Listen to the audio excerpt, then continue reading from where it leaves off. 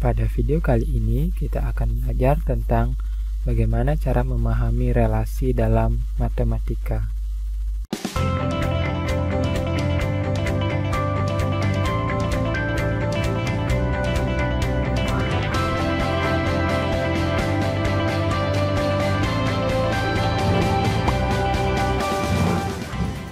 Sebelum kalian memahami apa itu relasi, bisakah kalian memahami bagan silsilah keluarga berikut? Jadi, di sini tampak bagan atau silsilah keluarga Bapak Maduri dan Ibu Marhawi. Jadi, tanda panah itu menunjukkan hubungan mempunyai anak. Jadi, Bapak Maduri dan Ibu Marhawi mempunyai 4 orang anak, yaitu di sini yang anak pertama, di sini anak kedua, di sini anak ketiga, di sini anak keempat. Ya, jadi keempat anak Pak Maduri dan Bu Marhawi itu adalah Sulastri, kemudian Idris, Halim, dan Thohir. Jadi ini adalah keempat anak Pak Maduri dan Ibu Marhawi yang ditandai dengan tanda biru di sini. Ya, kemudian jika anak-anak Pak Maduri dan Bu Marhawi itu kemudian memiliki anak kembali, jadi di sini Bu Sulastri dan Pak Adim itu mempunyai anak bernama Wafi, kemudian Pak Idris dan Ibu Mai mempunyai 3 orang anak, yaitu bernama Faisal, Alu, dan Rizki. Selanjutnya Halim dan Ibu Ririn mempunyai 2 orang anak, yaitu Alvin dan Najwa, serta anak yang keempat yaitu Pak Thohir dan Ibu Fatimah itu mempunyai anak yang diberikan nama Suci. Dan sekarang perhatikan, jika anak-anak Pak Maduri dan Ibu Marhawi saya kelompokkan menjadi suatu kesatuan dalam himpunan yang saya beri nama himpunan A, maka anggota himpunan A itu adalah Sulastri, Idris, Halim, dan Thohir. Kalau saya tuliskan dalam bentuk penyajian himpunan, maka himpunan A yang merupakan anak-anak dari Pak Maduri dan Ibu Marhawi itu saya tuliskan sebagai A sama dengan himpunan yang anggotanya adalah Sulastri, kemudian Idris, kemudian Halim, dan terakhir ini Thohir. Jadi seperti itu himpunan A dan anggota-anggotanya. Kemudian cucu-cucu dari Pak Maduri dan Bu Marhawi, ya, itu ada 1, 2, 3, 4, 5, 6, 7 ya. Saya akan tuliskan mereka sebagai himpunan B. Jadi himpunan B itu maka anggotanya adalah siapa saja? Ya, kita mulai dari Wafi ya, Wafi, kemudian Faisal, kemudian Alu, bukan Alucard ya, kemudian Rizki, kemudian Alvin, kemudian Najwa, dan terakhir Suci. Ini salah ya, saya meletakkan tanda kurungnya, maaf, ini harusnya kurung himpunan. Nah, sudah benar sekali. Ya, jadi kita bisa melihat bagaimana relasi atau hubungan antara himpunan A dan himpunan B pada silsilah keluarga Pak Maduri dan Bu Marhawi seperti berikut ini. Bagaimana cara kita menyajikan relasi hubungan mereka? Jadi bagaimana kita akan menuliskan Wafi itu sebagai anaknya dari Pak Adim dan Sulastri, kemudian Wafi itu adalah cucu dari Pak Maduri dan Bu Marhawi, itu ya, akan kita pelajari lebih lengkap sekarang. Relasi adalah suatu aturan yang memasangkan dari himpunan A ke himpunan B atau sebaliknya. Jadi relasi yang menghubungkan dari B ke himpunan A. Di sana harus ada aturan yang jelas bagaimana memasangkan antara kedua himpunan ini. Kalau misalkan kita pasangkan Sulastri ke Wafi ini, yaitu dari himpunan A ke himpunan B, maka kita bisa mengatakan bahwa Sulastri itu adalah orang tua dari Wafi, ya. Sedangkan kalau kita balik sekarang, bagaimana merelasikan atau menghubungkan dari himpunan B ke himpunan A, misalnya seperti ini. Maka Wafi itu adalah anak dari, ya, nama aturannya itu adalah jadinya sekarang bukan lagi orang tua, tapi Wafi adalah anak dari Ibu Sulastri. Ya, seperti itu. Bagaimana sekarang kalau aturannya saya rubah? Ya, misalkan saya merelasikan, menghubungkan, yaitu dari himpunan B ke himpunan A dengan Wafi itu ke Idris. Ya, maka aturannya akan menjadi Wafi adalah keponakan dari Idris. Dan Idris adalah paman dari Wafi. Ya, mungkin kalian agak sedikit bingung jika saya menggunakan silsilah keluarga ini. Kita akan coba menuliskannya dalam bentuk angka-angka matematika sekarang.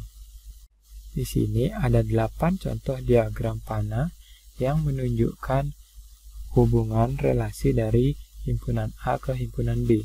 Jadi perhatikan di gambar yang pertama ini himpunan A, itu anggotanya adalah 1, 2, 3, 4. Sedangkan di sini himpunan B, itu anggota himpunannya adalah A, B, dan C. Maka kita bisa membuat relasi misalkan seperti ini. 1 dipasangkan dengan A, kemudian 2 dipasangkan dengan A, 3 dipasangkan dengan A, 4 dipasangkan dengan A. Dan kalau kita tulis dalam bentuk himpunan pasang berurutan jadi seperti ini. Ya, 1 dipasangkan dengan A, 2 dipasangkan dengan A, 3 dipasangkan dengan A, dan 4 dipasangkan dengan A. Semua elemen atau semua anggota himpunan A itu dipasangkan dengan satu elemen di himpunan B, yaitu A saja. Selanjutnya, kita juga bisa membuat relasi seperti ini. Jadi, satu himpunan atau satu anggota himpunan dari himpunan A itu kita pasangkan dengan semua anggota himpunan di himpunan B. Jadi 1 dipasangkan dengan A, 1 dengan B, dan 1 dengan C. Ya. Kemudian kita juga bisa membuat seperti ini. 1-nya dengan A, 3-nya dengan C. Ya. 3 dan 4-nya tidak memiliki relasi, ya biarkan saja ya. Yang penting kita bisa menentukan aturan yang jelas apa hubungan antara dari himpunan A dan himpunan B. Kalau ada elemen-elemennya dia yang dapat kita hubungkannya, maka dia pasti akan berelasi. Jadi ini 1 dengan A, 2 dengan C ya. Kemudian selanjutnya sama juga 3 dengan B, 3 dengan C, 4 dengan C. Ya, walaupun C ini dipasangkan dengan elemen 3 dan 4, kita tetap menyebut dia sebagai suatu relasi. Kemudian coba lihat contoh 5, itu sama.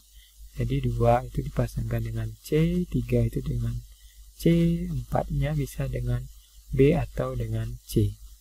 Ya. Nomor 5 juga nomor 6 juga sama. Kurang lebih saya pikir kalian tahu. Jadi kita harus menghubungkan antara himpunan A dan himpunan B. Nomor 7 juga seperti itu. Kita bisa memasangkan, misalkan di himpunan A itu ada satu elemen saja, yaitu elemen 2. Kemudian di himpunan B itu ada anggota himpunan yang bernama B, maka kita bisa menghubungkannya. Kemudian untuk nomor 8 ini, apakah dia relasi atau bukan? Ya, dia tetap juga merupakan suatu relasi ya.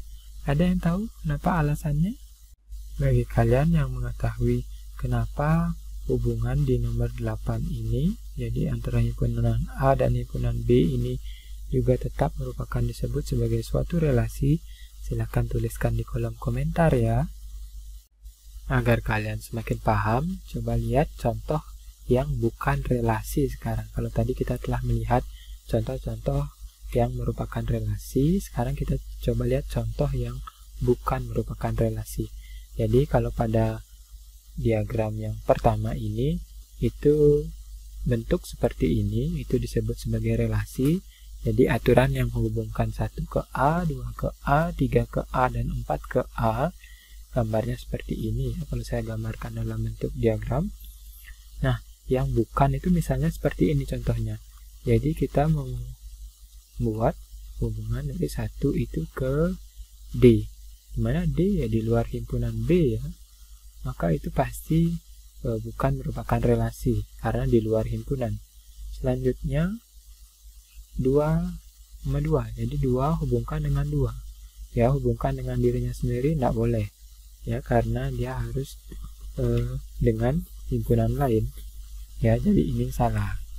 Kemudian untuk nomor 2 itu 5 dengan A. Di mana ada 5? 5 itu kalau saya tuliskan di sini kan kita tidak tahu yaitu di anggota himpunan A atau himpunan B. Jadi dia bukan merupakan relasi. Selanjutnya nomor 3 itu 1 ke 1, 2 ke 2, 3 ke 3, 4 ke 4.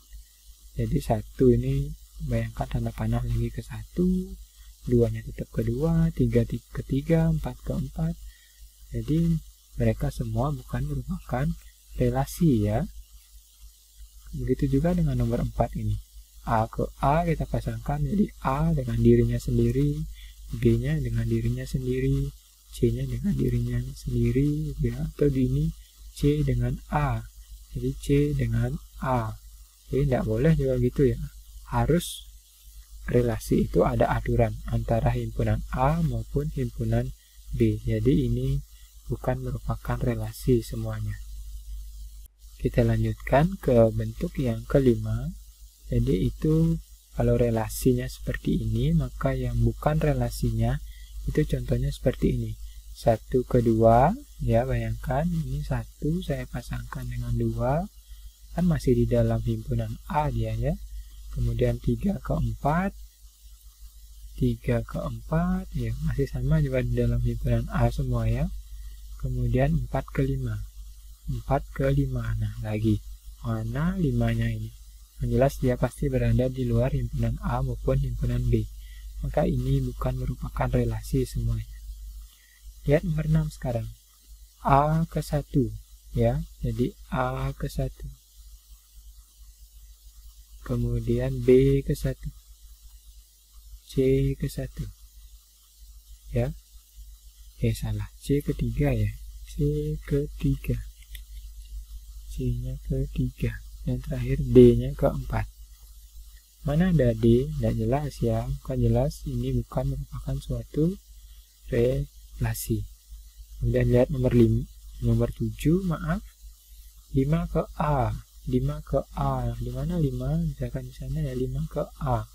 Sudah pasti salah ya karena dia berada di luar himpunan. Terakhir, nomor 8 itu ini disebut sebagai himpunan kosong ya, yang merupakan himpunan bagian dari semua himpunan, baik himpunan A maupun himpunan B. Tapi sekarang jika kita lihat hubungan antara 1 dengan D, di 1 dengan D itu adalah hubungan yang atau relasi yang mustahil ya, karena berada di luar himpunan. Jadi saya harapkan kalian sekarang bisa membedakan mana yang merupakan relasi dan mana yang bukan merupakan suatu relasi. Sekarang coba perhatikan ketiga diagram berikut ini. Jadi ada diagram A, diagram B, dan diagram C. Apakah ketika diagram itu termasuk relasi? Jadi silakan kalian jelaskan. Ya, kalau di gambar A ini itu jelas bukan merupakan suatu relasi ya. Jadi saya tulis bukan relasi. Ya, kenapa bukan? Kalau kita lihat ini tanda panahnya ke B ya. Jadi ini adalah suatu aturan yang memasangkan dari himpunan A ke himpunan B. 1 dipasangkan dengan A, 2 dengan B, 3 dengan C, 4 dengan D, 5 dengan E, 5 dengan F. Ya, yang menjadi masalah itu adalah 5 dengan F ini. Jadi kalau kalian perhatikan ini, itu F-nya kan berada di luar himpunan B ya. Sedangkan 5-nya itu berada di dalam himpunan A. Kalau tadi definisi relasinya adalah menghubungkan A ke B, maka ini hubungan antara 5 dengan F ini menyebabkan dia bukan menjadi suatu relasi. Nah, sekarang bagaimana kalau dengan nomor B ini? Apakah dia termasuk relasi atau bukan? Jadi untuk nomor B ini adalah merupakan suatu bentuk relasi. Ya, walaupun kalian tidak melihat ada tanda panah yang menghubungkan mereka, ini adalah relasi ya, dengan aturan itu sebagai himpunan kosong. Dan nomor C, jadi perhatikan himpunan A dan himpunan B Kemudian ada 6 dihubungkan dengan F, 7 dihubungkan dengan F juga di luar himpunan. Apakah dia merupakan suatu relasi? Ya, relasi itu bukan? Ya, jadi untuk gambar nomor C ini ya merupakan suatu bentuk relasi. Ya, loh kok itu ya? Jadi perhatikan, ini itu mirip seperti di gambar B ya. Jadi antara himpunan A dan himpunan B itu merupakan relasi himpunan kosong. Lalu 6 dengan F, 7 dengan F ini yaitu di luar himpunan ya, dia tidak akan mempengaruhi aturan hubungan antara himpunan A dan himpunan B ini. Jadi 6 dengan F, 7 dengan F ini berada di luar himpunan. Jadi walaupun mereka ada hubungan itu ya, tapi hubungan mereka tidak akan mempengaruhi aturan relasi di himpunan A maupun di himpunan B pada gambar C ini. Bagaimana? Apakah kalian sudah jelas membedakan sekarang mana yang bukan merupakan relasi dan mana yang merupakan relasi? Saya harapkan materi ini bisa dimengerti ya.